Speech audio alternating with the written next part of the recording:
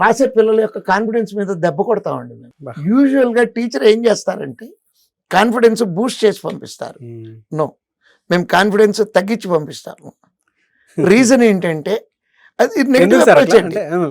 అంటే ఎందుకు negative approach? ఆ కాన్ఫిడెన్స్ ఎందుకు తగ్గిస్తామంటే కాన్ఫిడెన్స్ వరకు బాగానే ఉంటుందండి.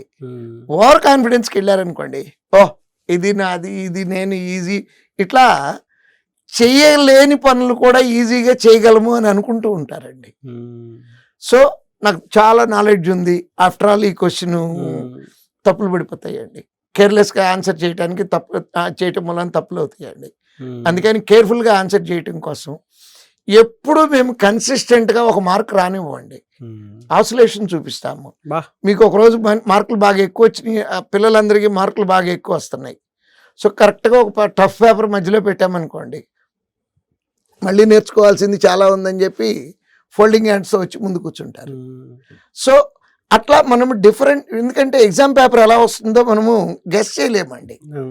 ఏ సెక్షన్ అయినా టఫ్ అవ్వచ్చు. అవును. సో అందుకని ఆ రకంగా డిఫరెంట్ సిచ్యువేషన్లు ఫేస్ చేయాలి అంటే ఆ 2 గంటల పాటు ఎగ్జామ్ రాయాలండి, ప్రతిరోజు రాయాలి. అవకాశం ఉన్నంత వరకు ఎక్స్ప్లెనేషన్ క్లాస్కి కూడా అటెండ్ అవ్వాలి.